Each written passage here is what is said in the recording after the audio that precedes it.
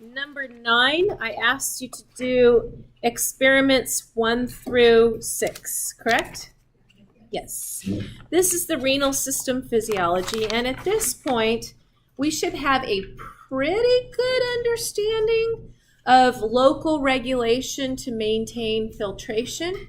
We should have a decent understanding of hormones and how they will change the components and the concentration of urine.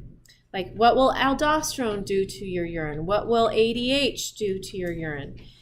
And these are the experiments that we did in the PhysioEx number 9. The first activity, we looked at the effect that arterial radius has on glomerular filtration.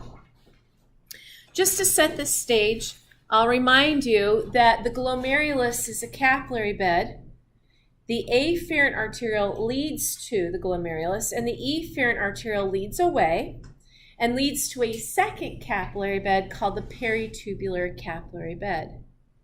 In the glomerulus, we know that this is where filtration occurs, and this is dependent on the 3 Starling forces and the KF value.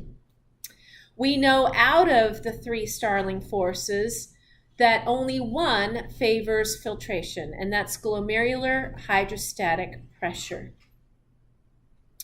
If we vasodilate the afferent arteriole, we will have more blood leading to the glomerulus, and this would elevate glomerular hydrostatic pressure and would increase GFR. If we vasoconstrict the efferent arteriole, this will dam up blood into the glomerulus and also increase glomerular hydrostatic pressure and also lead to an increase in GFR. Does that make sense? Very old stuff, isn't it? Well, the only reason why you're all sitting there nodding, there's nothing on the screen, but I feel like I'm blocking you. You're all nodding away. It's because we're at the tail end of our semester, and you should be congratulated in that, and you should be realizing that so much of what you learned early on in the semester is coming back. It's a lot of the same stuff, just application in a different organ system. So you're sitting there going, yep, I've heard about hydrostatic pressure for 2 units now, and I get this. Or, no, I didn't get it in unit 3, and I better pull my head out of my backside.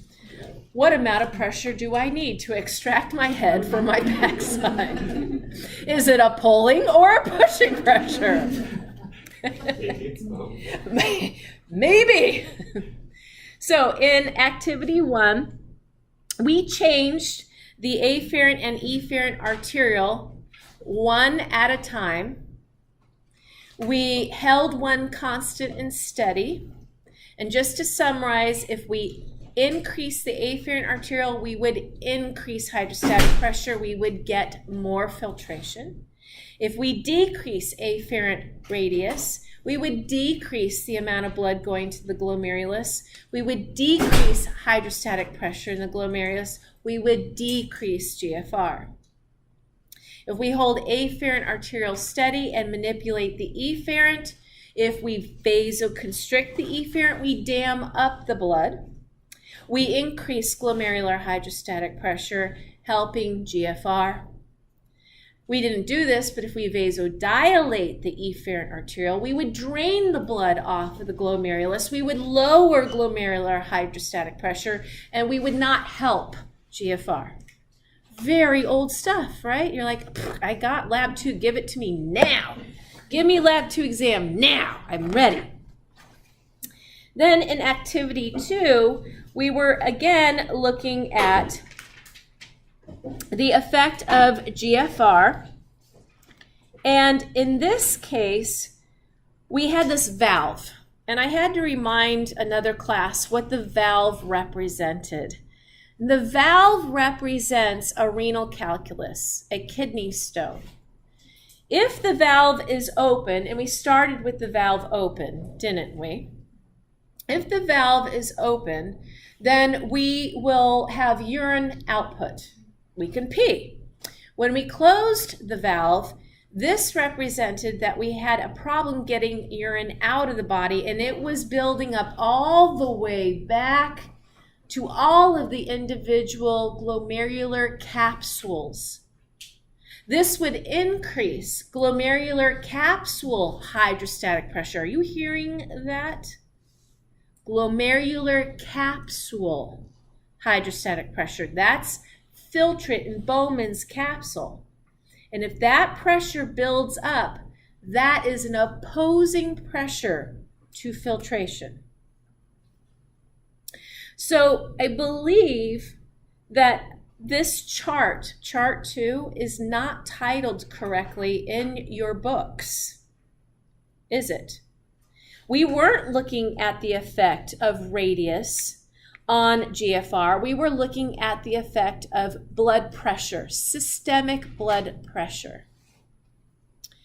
We know that if we get more blood pressure, we would get greater glomerular hydrostatic pressure, and this would favor GFR. If we get more GFR, we got more urinary output. If we close the valve, and we did, then we saw less GFR. And the reason why is because we were damming up the filtrate into all of the Bowman capsules, opposing filtration. Your urinary output should have dropped because you couldn't get the urine out. Even when you raised the pressure, the hydrostatic pressure, the blood pressure, you still didn't get urinary output, but by raising blood pressure, it did help with filtration. But the best solution was to open the valve, remove the renal calculus. Now, one other class said, well, how can they remove a kidney stone? We can actually use sound waves. We can high frequency sound waves, which kind of breaks up that stone into smaller pieces, making it easier to pass. You are not aware of your ureter. You are not aware of it, but believe me, when you have a stone scratching its way down, you feel every millimeter of the way. And then peeing it out, you feel it coming out of that urethra. And that's not comfortable either.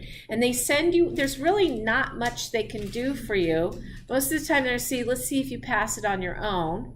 It's a lot of pain until you pass it, but as soon as you pass it, you know it. And every time you pee, you're supposed to pee on this little strainer because they want you to capture the stones. It's like a take-home gift. You see this? I passed this.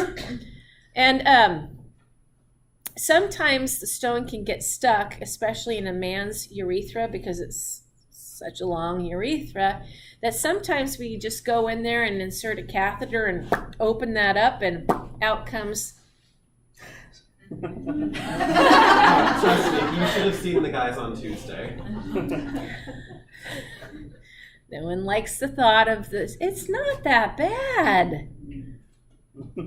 Were you not there for my idea for a movie theater where the concierge nurse that inserts catheters for all the movie patrons? That's a genius idea. You don't think? I think it's a good idea. You would just insert a catheter and pull it out when you're done. It's awesome. Okay, any questions about activity 2? Okay. Activity 3. Activity 3. Now, activity 3 was combining activity 1 and activity 2, if you look at it critically. We were saying if blood pressure changes, systemic blood pressure, how can the afferent and efferent arterial work together to help restore glomerular hydrostatic pressure, to restore GFR back toward normal? So at first we took a baseline read, and then we decreased our blood pressure. If our patient has a low blood pressure, then the glomerular hydrostatic pressure would also go down. Then we would not filter as much. we need to filter our plasma about 80 times a day. So the afferent and efferent arterial, we manipulated them individually at first. Vasodilate the afferent arterial, increase more blood flow to the glomerulus, increase glomerular hydrostatic pressure, more filtration. Then we constricted the efferent arterial, we dammed up blood, increased glomerular. It's redundant, isn't it? But with their powers combined, if we vasodilate the afferent and constrict the efferent, that really was a good way to build up glomerular hydrostatic pressure and get GFR back on board. Good? Okay. Then activity 4. Short but sweet activity 4. Activity 4 was a brilliant activity to use, to have you do. Water moves for one of two reasons. It's either a push or a pull. You should know that really well by now. And the push is from a tunica media, if we look at unit 3. Squeezing on fluid, pushing it down. Nephrons do not have smooth muscle. They do not have a tunica media. They do not push the water out of the filtrate into the interstitial space, into the blood vessels, back into your blood supply. No, we reabsorb the filtered water with a pulling force. In the interstitial space, we have an osmotic gradient. And what sets it up is the thick ascending limb. Not for its sake, but for the sake of surrounding structures, like the medullary duct and collecting duct. And that thick ascending limb is extracting a whole bunch of sodium and creating a very salty gradient that gets more dense, more salty, the deeper you go. And that means as the filtrate is coming down the descending limb, more water gets pulled out until we reach equilibrium. 1200 milliosmol. That's the maximum we can concentrate our interstitial gradient. And if there are aquaporins, then that means the medullary duct can also cause more water to be reabsorbed. The reason why the maximum number is 1200 milliosmol is because only a small portion of our nephrons extend deep into the medulla. Only 20% of our nephrons, roughly, are juxtamedullary in type. If we flipped that, if 80% of our nephrons were juxtamedullary, our urine would look very different. It'd be extremely concentrated, and we would be able to drink seawater with impunity, meaning we could just drink seawater and live and not have to worry about it. But we are not kangaroo rats. We are not desert tortoises. And in exercise 4, you proved that if this interstitial gradient was less than 1200 milliosmol, then you would not be able to concentrate your urine up to 1200 milliosmol. You can only concentrate your urine as well as you can concentrate the interstitial space. If it's only 400, then you can only concentrate your urine to 400. If it was 600, then you can only concentrate your urine to 600. That is the reason why in class I told you, if aquaporins are present and you have water going into this interstitial space, the very water you are reabsorbing can disrupt your gradient. Then you lose your pulling power. ADH, I'll remind you, also inserts urea transporters. And urea is also reabsorbed into the interstitial space, and it helps to maintain that salty gradient so you can keep extracting as much water as you can until your urine reaches 1200 milliosmol. Are there any questions about that one? So short, so simple, but yet spot on perfect. Okay. Activity 5. This is not the first time you've done an experiment like this. It's not the first time you've played with glucose and membrane transport. It's not. We did this in Lab Unit 1 for PhysioEx number 1, where we learned about transporters. Is not new. So in this experiment, they mixed it up a little bit. You had more and more glucose being filtered. Filtered load went up. And the way you compensated for that in this experiment was you built more glucose transporters into your membrane so that you didn't have so that you didn't have glucose come out in your urine. That is not how our body works, though. If we have increased filtered load, there is no way for the nephron cells in the proximal convoluted tubule to register that, to alter gene expression, and insert more glucose transporters. It's it. That's it. We have a transport maximum. So although PhysioEx was quite clever saying, hey, just build more glucose transporters, in actuality, we don't have that kind of compensation. Everyone wave to the chemistry instructor. He didn't stick his head in for once today. What's his name again? Huh? Yes. Yes, him. 6. The effect of hormones. Again, short, but so spot on. And if you were drinking while you were doing this experiment, you missed some good stuff here. We first took a baseline read. We had no hormones present. We were filtering about 125 milliliters per minute. How much potassium came out in our urine? About 60 what? How much potassium came out in your urine? Was it 67? 6.25? 6.25? Okay, good. How much urine came out? 200-ish milliliters. Okay, just trying to find out who's with me. Then we added aldosterone, didn't we? Wasn't that that was the next step. If we add aldosterone, I'll remind you, aldosterone works at the late distal convoluted tubule. It targets the principal cells for the sake of sodium and water reabsorption. At this point, we have 3% of our filtered sodium still available. If aldosterone is around, we can tap into that and reabsorb that last 3%. And water follows, but it comes at a price. What do we have to secrete? Potassium. So did the amount of potassium go up in the urine? Good. Did the amount of urine you made go down? Not a lot, but it went down. Good.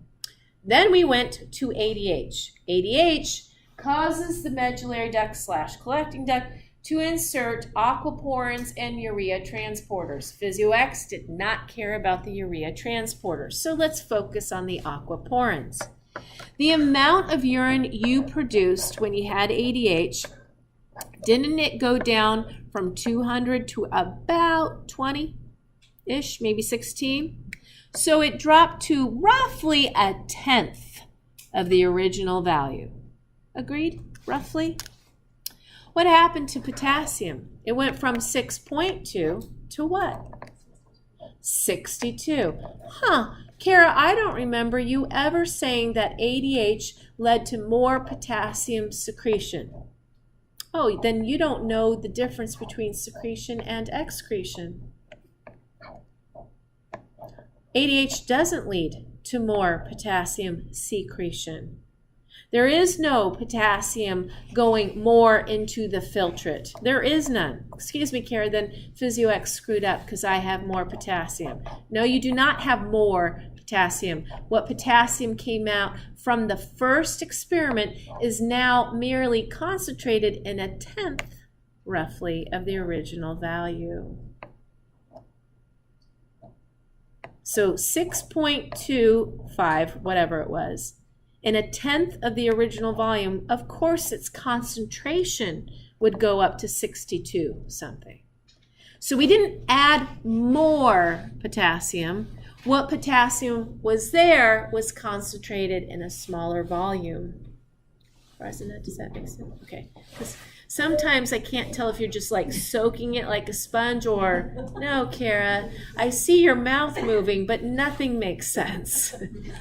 Just want to make sure you're okay. Yeah. Okay. Now, in the next and last one, we added both hormones. You should have seen that your urine production dropped even more, that the potassium concentration went up, but it didn't just go up proportionally for the amount of volume we reduced or concentrated it in, but because aldosterone was around, we had more secretion. We added more potassium. And I'll phrase it in a different way. How can we make a solution more concentrated? Add more solute or less solvent.